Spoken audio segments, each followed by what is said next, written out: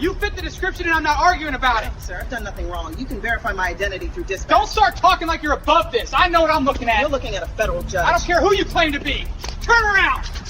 The handcuffs snapped shut around her wrists at 9:47 p.m. Judge Claudia Brennan, a federal district court judge with 17 years on the bench, stood under the harsh fluorescent lights of a gas station parking lot with her arms pulled behind her back while Officer Dennis Kovac barked at her to stop resisting. She wasn't resisting. She was asking questions. And apparently that was enough. This was a mistaken identity. This wasn't a quick misunderstanding that would be cleared up in 5 minutes. This was a veteran officer looking at a black woman in business attire pumping gas and deciding she must be a criminal. What happened next would trigger a Department of Justice investigation, derail multiple careers, and send a clear message about what happens when you handcuff a federal judge for no reason at all. The gas station sat at the corner of Westfield Avenue and Route 22, one of those brightly lit places that stays open all night, selling coffee and lottery tickets to anyone who needs them. Judge Brennan had stopped there after working late at the courthouse, reviewing files for a complex fraud trial set to begin the following week. She wore a navy blue suit. Her robes were already hung back in chambers. Her silver sedan was parked at pump number 4. Officer Kovac pulled into the station at 9:43 p.m., 4 minutes before everything went sideways. He was responding to a call about a stolen vehicle in the area. The description was thin, a dark-colored sedan, possibly silver or gray, occupied by a black female. No plate number, no make or model, no distinguishing features. Just those few details broadcast over the radio 20 minutes earlier. Kovac scanned the lot and saw Judge Brennan's car, silver sedan, black woman. In his mind, that was probable cause.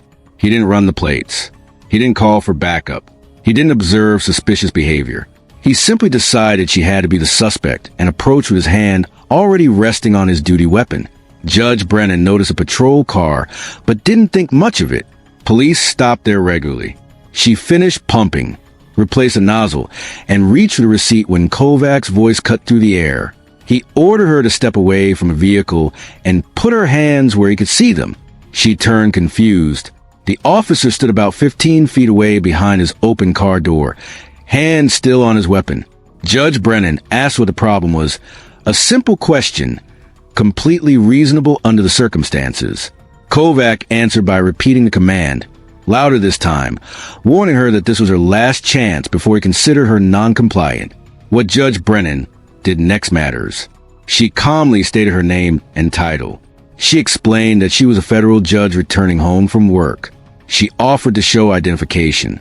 She suggested he verify her identity through dispatch. She kept her hands visible. Her voice stayed steady. Everything she did was textbook de-escalation. Kovac heard it and decided it was a lie. In his mind, criminals claim to be anything when cornered, doctor, lawyer, judge, whatever might get them out of trouble. The more she insisted, the more convinced he became that she was trying to manipulate him. He told her to turn around and put her hands behind her back. Judge Brennan asked to speak with a supervisor. Kovac told her she could do that at the station. She asked what crime she was suspected of committing. He said she matched the description. She asked what description. He told her to stop talking and comply. The gas station security cameras captured everything. That footage would later become Exhibit A in multiple investigations. It showed Judge Brennan standing still with her hands raised to shoulder height as Kovac approached from behind. It showed him pulling her arms down roughly. It showed the cuffs going on. It showed her being walked to a patrol car while customers watched in stunned silence. A man at the next pump asked if everything was okay. Kovac told him to mind his business. A teenager working the register stepped to the door with a phone out, recording. Kovac didn't stop him, but his jaw tightened when he noticed. Judge Brennan was placed in the back seat at 9:51 p.m., 4 minutes from first contact to arrest, for minutes to set off a federal civil rights investigation and obliterate a career. The back seat smelled like industrial cleaner, struggling to cover something worse. The plastic was cracked and uncomfortable. Judge Brennan sat upright, staring ahead, already thinking through what would happen next. She had sentenced people for civil rights violations. She had written opinions about unlawful detention and qualified immunity. She had lectured law students on the Fourth Amendment. Now she was on the other side of it, handcuffed in a police car because an officer saw her skin color before anything else. Kovac got in front and radio dispatch that he had detained a suspect matching the stolen vehicle call. Dispatch asked whether he had confirmed the vehicle was stolen. Kovac said he was transporting the suspect to the station for processing. Dispatch asked again about confirmation. Kovac didn't answer. The drive took 8 minutes. Judge Brennan stayed silent. So did Kovac. The radio crackled with routine calls, noise complaints, tow requests. The ordinary business of a Tuesday night, while a federal judge sat cuffed in the back with her credentials ignored inside her purse. They arrived at 10:03 p.m. Kovac brought her through the side entrance used for processing arrests. The booking area was busy. Paperwork, arguments, the usual evening churn. No one looked twice at another person being walked in. The desk sergeant that night was Phyllis Dunham, 22 years on the force and thousands of arrests processed. She was the first person who actually listened. When Kovac explained he had arrested a woman, matching the description of a stolen vehicle suspect, Dunham asked to see the report. She read it slowly, then looked at Judge Brennan, still in handcuffs, still composed, still wearing a suit that didn't match the story. Something didn't add up. Dunham asked whether Kovac had confirmed the vehicle was stolen. He said he was bringing the suspect in for questioning first. Dunham asked whether he'd run the plates. The silence answered her. Dunham turned to Judge Brennan and asked her name. Brennan gave it, along with her title. Dunham's eyes widened. She asked if Brennan had identification. Brennan said yes. Inside her purse, which was still in her car back at the gas station. Dunham looked at Kovac with an expression that made her opinion clear, then walked straight to the watch commander. Lieutenant Victor Salazar was finishing reports when Dunham knocked. The conversation lasted less than 2 minutes, but Salazar's face moved through confusion, disbelief, and then a kind of anger that comes from realizing your department is about to be dragged through the press and the courts. Salazar came down personally. He looked at Judge Brennan, still cuffed. He looked at Kovac, still convinced he had done solid police work. Salazar asked one question. Had you confirmed anything before making this arrest? Kovac started to explain, but Salazar cut him off. The handcuffs came off at 10:18 p.m., 31 minutes after they went on. Salazar apologized repeatedly, while Dunham documented everything. Judge Brennan stayed composed, but her first request silenced the room. She wanted every piece of documentation tied to her detention, every report, every radio communication, every camera angle from the gas station, and the station names, badge numbers, and the chain of command. She made one phone call, not to a lawyer, though she was one, and not to family. She called Chief Judge Margaret Holloway of the Federal District Court. The call lasted 90 seconds. Holloway's response was quiet. "I see," followed by, "Document everything. I'll handle the rest." By midnight, 3 things happened at once. The Department of Justice received formal notification that a federal judge had been unlawfully detained. The State Attorney General's office got a courtesy warning that something major was coming. And Police Chief Raymond Foster was woken at home by a call that made him consider early retirement. Foster arrived at 12:40 a.m. in sweatpants and a department jacket. He watched the gas station footage, the dash cam, and the body cam Kovac apparently forgot he was wearing. Each video darkened his expression. The facts were undeniable. Kovac had no reasonable suspicion. The vehicle was not stolen. The plates came back clean. Judge Brennan identified herself immediately, offered credentials, asked for a supervisor, and complied with every command despite having no legal obligation to do so. Kovac arrested her anyway, because in his mind, a black woman in an expensive car at night had to be a criminal. Foster called Kovac into his office. Kovac seemed to expect praise for being proactive. Instead, Foster suspended him on the spot and ordered him to surrender his badge and weapons. Kovac tried to argue, but Foster wasn't interested. He had seen officers ruin their careers before. This was exceptional.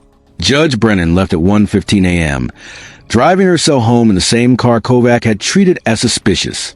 The irony wasn't lost on anyone. She didn't speak to the reporters outside. She didn't make a statement. She simply walked to her car with the same controlled dignity she had maintained all night. But composure didn't mean she was letting it go. The next morning, she did something she hadn't done in 6 years on the bench. She recused herself from every case for the next 2 weeks. Her clerk sent the notifications. Lawyers scrambled. Other judges absorbed the workload. And by noon, the story broke. Not because Brennan leaked it, but because she didn't have to. Someone at the station talked. Then someone else. Then the gas station owner reviewed the security footage and decided the public needed to see it. The videos hit social media before any official statement. The response was immediate and explosive. Civil rights groups issued statements. The state bar expressed concern. Federal judges who normally avoided public controversy made it known they were watching. Scholars wrote op-eds about judicial independence and police overreach. This wasn't local anymore. It was national. The department tried damage control, promising a thorough investigation, but the words rang hollow because everyone had already seen the footage. Kovac, sitting at home on suspension, still didn't grasp what he had done. He told friends he was being sacrificed for politics, that he followed procedure, that anyone would have made the same call. He truly believed he was a victim, punished for doing his job in a world where police couldn't win. Judge Brennan built her case methodically. First, she documented everything while it was fresh, a detailed timeline of each interaction from pulling into the station to walking out of the precinct. Her legal training told her exactly what details mattered. Then she did something more strategic. She requested the public records for Kovac's traffic stops over the past 3 years. Nothing secret, just data any citizen could request. The department had to comply. The pattern was damning. Kovac stopped black drivers at rates far higher than his peers. His stops of black women were especially extreme. Most stops ended in warnings or nothing, suggesting they lacked legitimate basis from the start. Several complaints have been filed, then dismissed as unfounded or unsubstantiated. Judge Brennan wasn't the first person Kovac had done this to. She was simply the first with the knowledge, resources, and platform to force accountability. 2 weeks after the arrest, she filed a federal civil rights lawsuit, not only against Kovac, but against the department for negligent training and supervision, against the city for enabling policies, and against the chain of command that ignored warning signs. The complaint was devastating. 43 pages of facts, legal theory, and documentation. It wasn't just a lawsuit. It was a blueprint for how these cases should be built. The city attorney read it and advised the mayor to settle immediately. The case was unwinnable. The evidence was overwhelming. Taking it to trial would mean Kovac on the stand getting dismantled on cross-examination.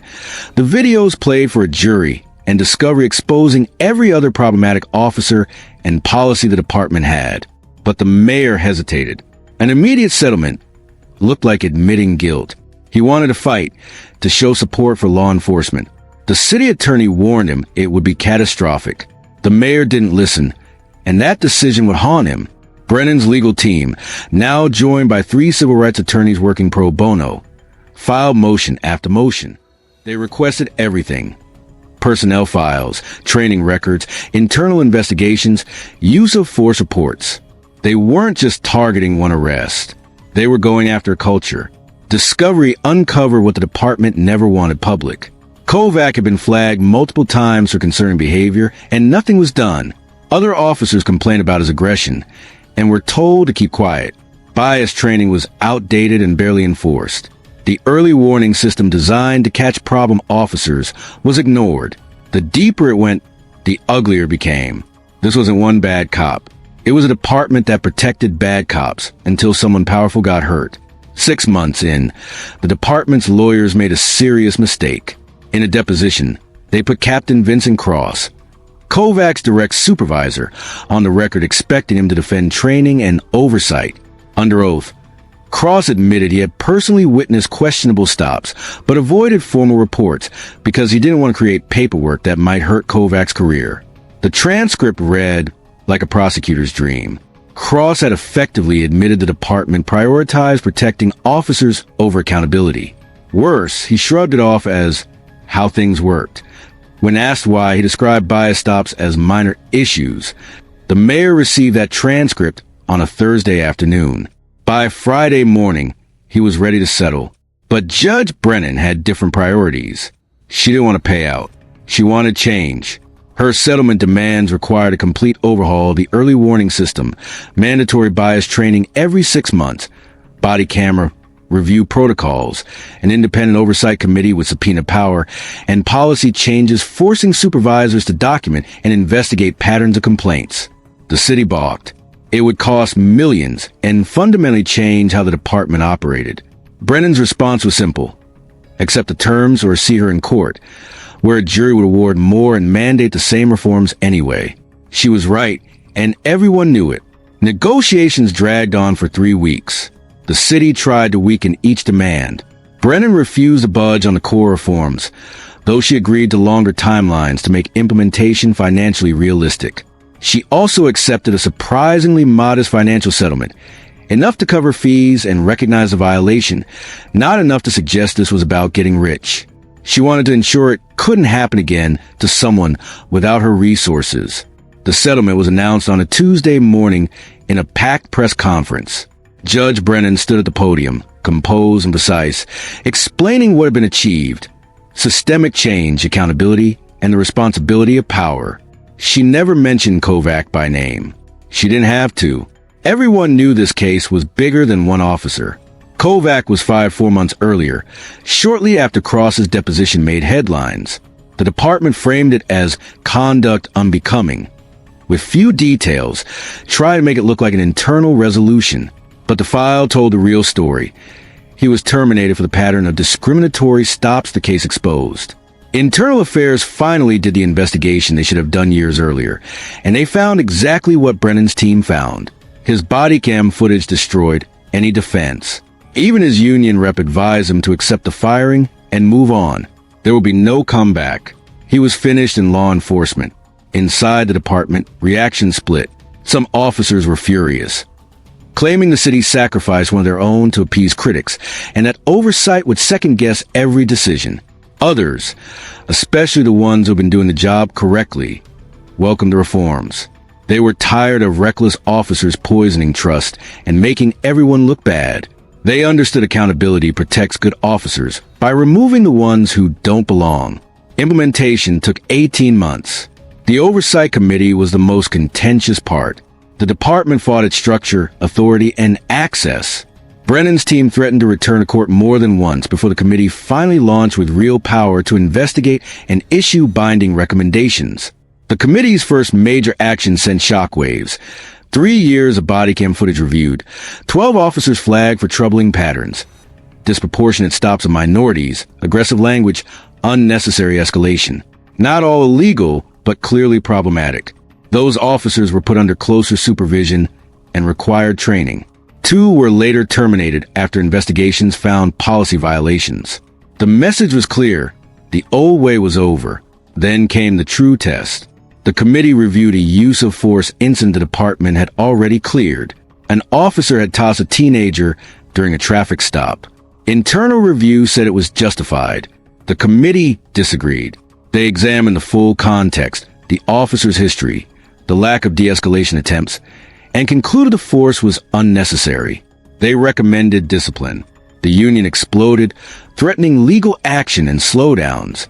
The committee released its full report publicly. The community saw a real analysis and a process that actually worked.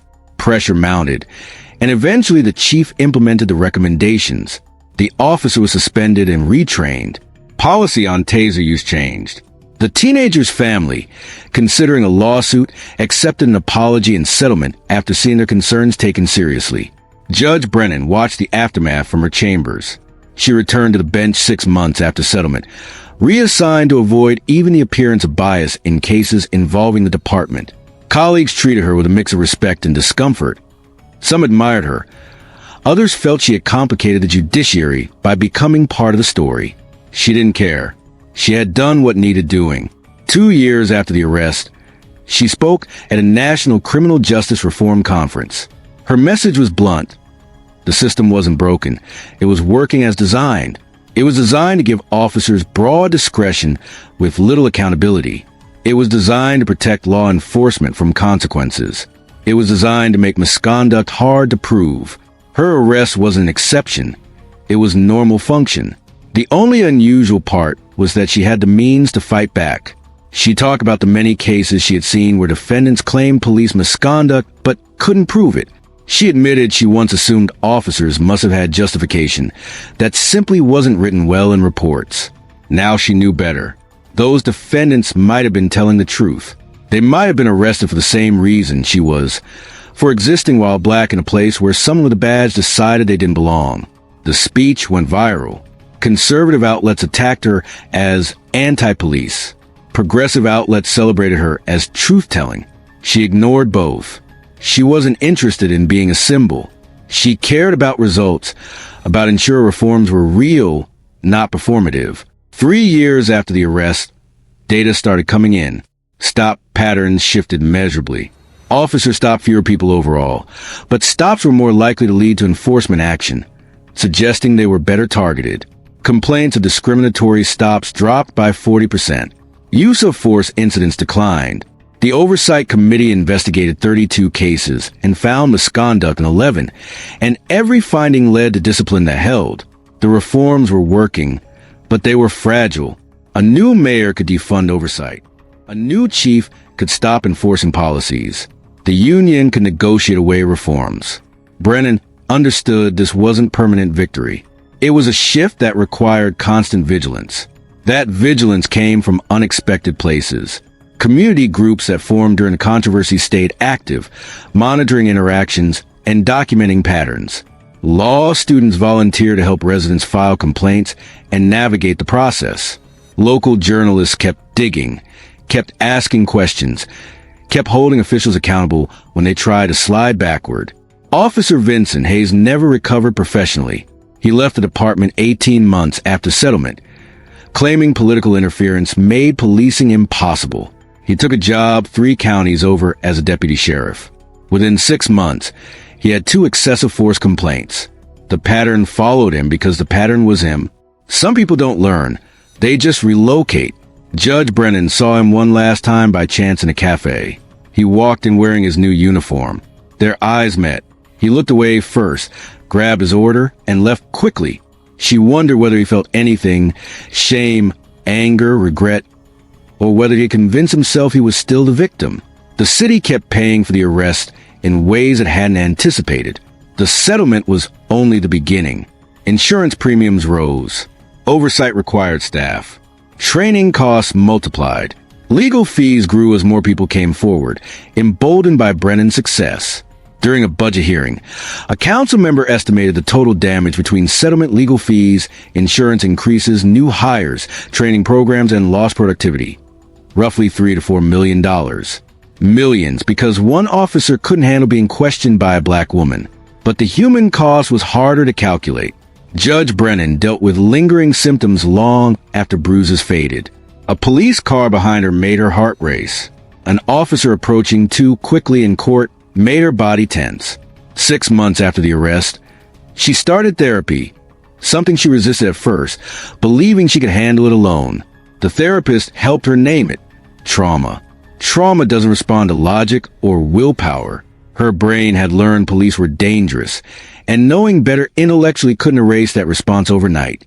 It took time and practice to retrain it. Her family struggled too. Her sister became hypervigilant, recording whenever she saw officers interacting with anyone. Her 15-year-old nephew developed anxiety about driving after watching the arrest video and absorbing the lesson that doing everything right still might not protect him. Her mother stopped watching the news because every story about violence or wrongful arrest made her imagine what could have happened that night. The community felt it as well.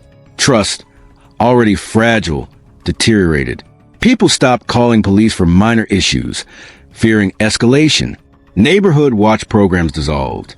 The department blamed activists for poisoning relationships, never fully acknowledging that their own actions were the poison. For years later, Brennan was assigned a case that brought everything full circle. A 26-year-old was charged with resisting arrest and assaulting an officer. The report claimed he attacked during a routine stop. The defense presented bodycam footage showing something different. The man asked why he was being stopped. Officers escalated immediately, grabbed him when he didn't comply fast enough with contradictory commands. Brennan watched the footage 3 times.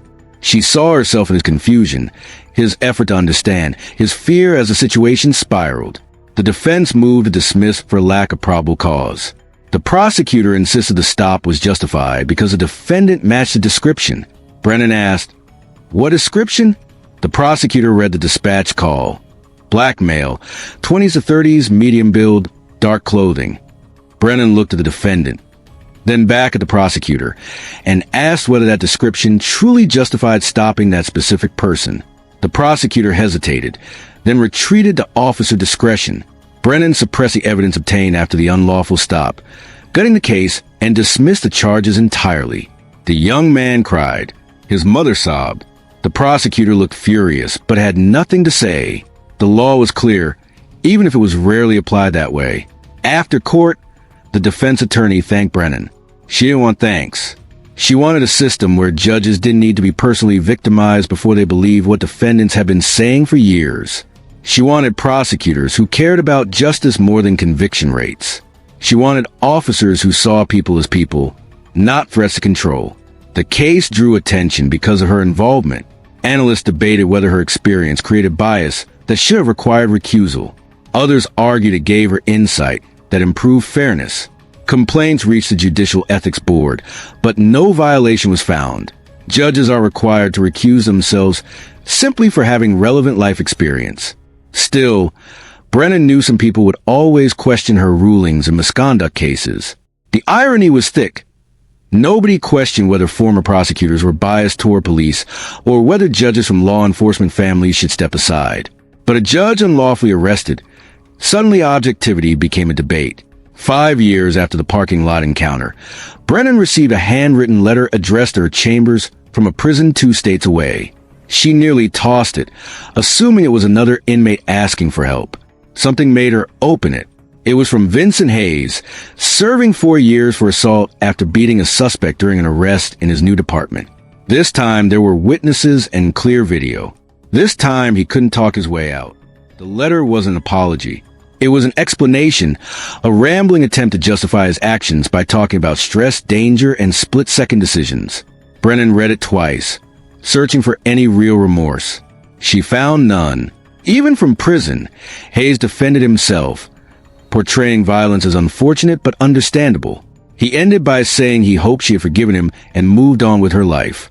Brennan burned the letter in her office fireplace. Some things don't deserve preservation. That same year, the Oversight Committee released its 5-year report. It showed measurable improvements across nearly every category. Stops down but more legally grounded, complaints down, use of force down, discipline happening when misconduct was proven.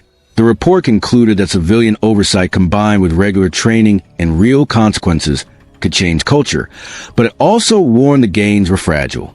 Reforms required constant maintenance and political will. Without pressure, departments drift back to old patterns. The work was never finished. Brennan understood that better than anyone.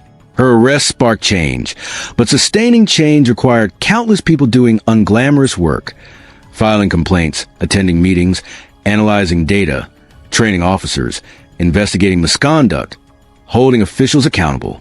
Change wasn't one dramatic moment. It was 1,000 small actions repeated over time. People sometimes asked whether the arrest was worth it, whether reforms justified what she endured.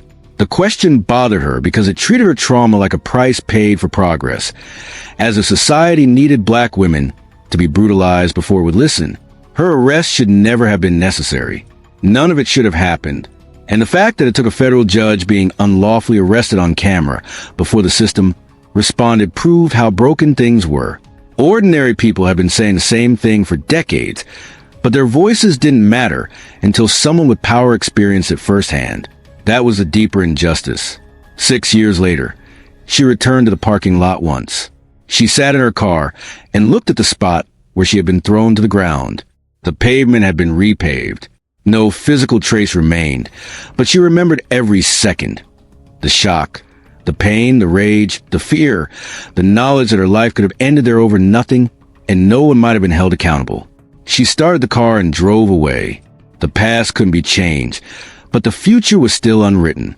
And she intended to spend whatever time she had making sure that night meant something beyond her own pain. That is a wait of 31 minutes in handcuffs. A federal judge arrested for pumping gas while black. An officer so committed to his assumptions that he ignored every fact that contradicted them. And a system so resistant to accountability that it took someone with credentials being harmed before anyone paid attention. The reforms are real, but they remain fragile. Budget cycles threaten oversight. Elections produce politicians promising to get tough on crime by getting soft on accountability. The work continues because it has to, not because it is finished. Officer Kovac never worked in law enforcement again. Judge Brennan still serves on the federal bench. Those facts alone don't equal justice, but they are a start. Real justice would be a system where judges and ordinary citizens receive the same protection from unlawful arrests, where consequences arrive before someone powerful forces the issue. The gas station still operates on that corner. People pump gas there every day, unaware they're standing where a federal judge was handcuffed for asking questions. The cameras still record. The lights still shine. And somewhere, someone else is still being stopped for matching a description that is really just code for skin color. Now, watching footage like this can stick with you. Some clips stay in your head, especially late at night when you're trying to fall asleep. And speaking of sleep, a lot of you have said you wake up at 2 or 3 a.m. and can't shut your mind off. Then you drag to the next day. I found a simple 21-day sleep guide that's helped thousands of people fix exactly that. No pills, no apps, no gadgets, just a step-by-step plan that works. It's $15, and the link is in the description if you want to check it out. All right, I'll catch you in the next one.